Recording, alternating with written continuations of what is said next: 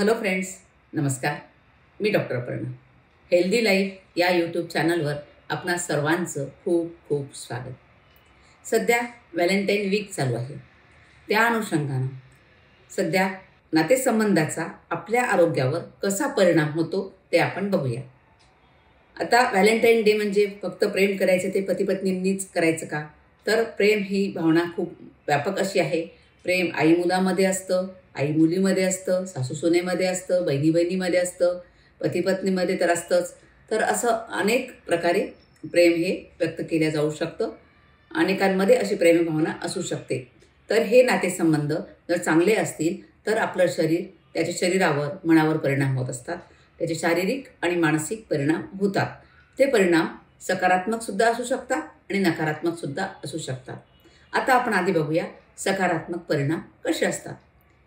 तर आपले नातेसंबंध जर चांगले असतील, कौटुंबिक नातेसंबंध, कुटुंबामधल्या लोकांसोबतचे नातेसंबंध, समाजामध्ये आपले इतरांसोबत, आपण शेजाऱ्यांसोबत कसे राहतो त्याचाही विचार करावा लागेल.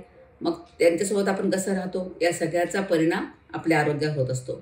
घरात 4 व्यक्ती असतील, सासू सुना असतील, सासू सासरे असतील, किंवा मुलगा असेल, सून असेल, पती पत्नी असतील, या सगळ्यांसोबत आपलं नातं कसं आहे हे बघितलं पाहिजे.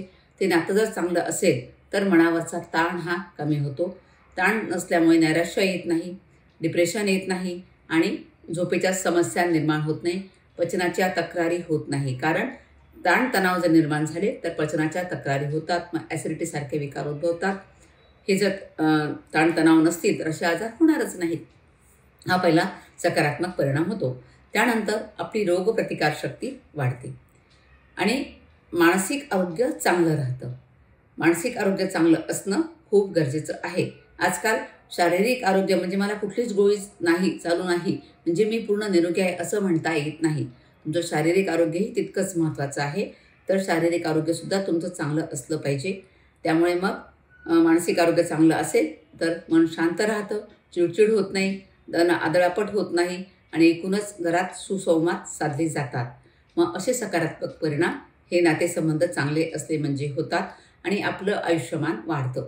आता नकारात्मक परिणाम काय होतात ते बघूया. शारीरिक परिणाम म्हणजे काय होईल? टेन्शन, ताणतणाव राहतील. ताणतणावामुळे परत पचन चांगलं होणार नाही, मग ॲसिडिटीसारखे त्रास होतील, झोपेच्या समस्या निर्माण होतील, मानसिक व्याधी होतील, नैराश्य होईल, चिडचिड होईल, तर आदळापट होईल, एकमेकांची रागारागात बोलणं होईल. त्यामुळे स्वयंपाकामध्ये जो सात्विक भाव यायला पाहिजे तो सात्विक भाव स्वयंपाकामध्ये येत नाही. जेवतानासुद्धा सात्विक वृत्तीने जेवायला पाहिजे ते होत नाही. रागारागात जर जेवलं तर वृत्ती तामसिक बनते. तर हे सगळे परिणाम त्याद्वारे होत असतात आणि मानसिक आरोग्य खराब होतं. नैराश्य, डिप्रेशन, झोपेच्या समस्या निर्माण होऊ शकतात आणि या सगळ्यांमुळे रोगप्रतिकारशक्ती कमी होते आणि मग आजार मागे लागतात. ब्लड प्रेशर मागे लागू शकतं, डायबिटीस मागे लागू शकतो, वजन वाढण्याच्या समस्या होऊ शकतात आणि सुसंवाद घरात राहत नाही आणि एकूणच या सगळ्यांचा परिणाम आपल्या लहान मुलांवर होतो. हे नकारात्मक परिणाम. आणि आजार मागे लागले म्हणजे आपोआपच आयुष्यसुद्धा कमी होणार. तर हे झाले नकारात्मक परिणाम. सकारात्मक आणि नकारात्मक परिणाम, शारीरिक आणि मानसिक परिणाम. आणि या सगळ्यांसाठी नातेसंबंध चांगले ठेवण्यासाठी आपल्या शरीरामध्ये काही हार्मोन्स असतात, ते मदत करत असतात. त्यामध्ये इस्ट्रोजेन, प्रोजेस्टेरॉन, त्यानंतर डोपामाइन हार्मोन आहे, ऑक्सिटोसिन हार्मोन आहे आणि टेस्टोस्टेरॉन हार्मोन, हे हार्मोन्स मदत करत असतात. आणि पहिलं जे हार्मोन आहे ऑक्सिटोसिन, याला लव हार्मोन असं म्हटलेलं आहे. हे हार्मोन पुरुषांमध्ये, स्त्रियांमध्ये बॉन्डिंग निर्माण करतं.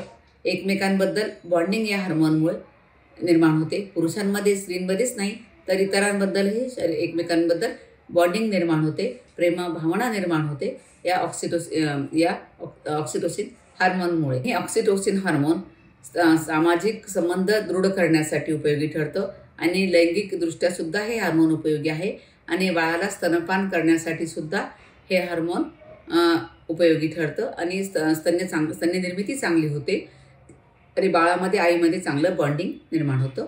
तर हे पहिलं ऑक्सिटोसिन हार्मोन, त्याला लव हार्मोन असं म्हणतात. त्यानंतर आहे पुढचं हार्मोन इस्ट्रोजेन हार्मोन. हे हार्मोन मुलींमध्ये तारुण्य काळामध्ये वाढतं. तर त्याद्वारे स्त्रीची योग्य ती वाढ होते, प्रजनन क्षमता वाढते आणि तिला पुरुषांप्रती आकर्षण निर्माण व्हायला लागतं. याच्या आणि हे रजोनिवृत्तीच्या काळामध्ये हे हार्मोन कमी होतं. मग त्या काळामध्ये लैंगिक समस्याची इच्छा काही जणींमध्ये कमी होऊ शकते आणि या हार्मोनमुळे बॉन्डिंग वाढताना आपल्याला दिसतं. तसंच पुरुषांमध्ये असतं टेस्टोस्टेरॉन हार्मोन. हे हार्मोन पुरुषांमध्ये पुरुषत्व सिद्ध करण्यासाठी उपयोगी ठरतं आणि या हार्मोन्सच्या कमतरतेमुळे पुरुषांमध्ये चिडचिडपणा येईल. त्यांना मग हार्मोन जर कमी असेल तर त्यांची प्रजनन क्षमता कमी होईल. त्यामुळे त्यांच्यामध्ये असुरक्षितता किंवा नैराश्याची भावना निर्माण होऊ शकते असं हे हार्मोन. त्यानंतर डोपामाइन हार्मोन. हे हार्मोन हॅपी हार्मोन म्हणून ओळखलं जातं. हे हार्मोन सुरुवातीच्या काळामध्ये जोडप्यामध्ये रोमॅन्टिक भावना निर्माण करण्यासाठी उपयोगी ठरत असतं. म्हणून निरोगी नातेसंबंधाचा आनंद घेण्यासाठी आपल्याला आपल्या शरीरामधले हार्मोन्स हे योग्य मात्रेमध्ये असणं गरजेचं आहे. ते कमी असायला नको आणि जास्तसुद्धा असायला नको. तर हे हार्मोन्स कशामुळे वाढतात तर तुमची जीवनशैली कशी आहे ते बघायचं. सध्या लाईफस्टाईल आपली बिघडलेली आहे. त्यामुळे अनेक आजारांना आपल्याला सामोरं जावं लागते आहे. त्यामुळे सगळ्यात महत्त्वाचं आपली लाईफस्टाईल चांगली ठेवायची. लाईफस्टाईलमध्ये काय येतं? वेळेवर जेवण, सकस ताजं अन्न सेवन करणं आणि ताणतणावापासून दूर राहणं, या गोष्टी यामध्ये येतात. हे करायचं. त्यानंतर योगासनं करायचे. व्यायाम हा शरीरासाठी खूप आवश्यक आहे. कुठलाही व्यायाम तुम्ही करू शकता, वॉकिंग करू शकता. योगासनं करणं खूप गरजेचं आहे. त्यानंतर प्राणायाम करायचे आहेत आणि ध्यानधारणा. याने काय होणार आहे, तुमचे ताणतणाव जे आहेत ते कमी होतील आणि ताणतणाव कमी झाले म्हणजे हार्मोन्स शरीरामध्ये व्यवस्थित राहतात आणि हार्मोन्सची मात्रा शरीरामध्ये व्यवस्थित राहतं. असंतुलन हार्मोन्समध्ये होत नाही आणि परिणामी मग आपल्याला शरीर रोगाला बळी पडत नाही. आणि आपण आत्ताच बघितलं की नातेसंबंधासाठी हे हार्मोन्स खूप महत्त्वाचे आहेत आणि हे सगळे नातेसंबंध जर चांगले असतील तर अजून काय चांगले परिणाम होऊ शकतात शरीरावर. नातेसंबंध चांगले ठेवण्यासाठी आपल्याला संवाद ठेवणं गरजेचं आहे. एकमेकांशी चांगलं बोलणं गरजेचं आहे. संवादच नसेल, नेहमी विसंवाद होत असेल तर कसे नातेसंबंध चांगले राहतील. म्हणून संवाद हा घरात चांगला झाला पाहिजे. त्यानंतर गुणवत्तापूर्ण वेळ, एकमेकांसाठी वेळ देता आला पाहिजे. आईने मुलीसाठी, मुलीने आईसाठी, नवऱ्याने बायकोसाठी, बायकोने नवऱ्यासाठी, सासू सुनांनी एकमेकांसाठी वेळ जर दिला तर त्यातून एक चांगली प्रेम भावना निर्माण होते आणि एकमेकांचे वादविवाद होत नाहीत आणि सामंजस्य घरामध्ये महत्त्वाचं म्हणजे टिकून राहतं.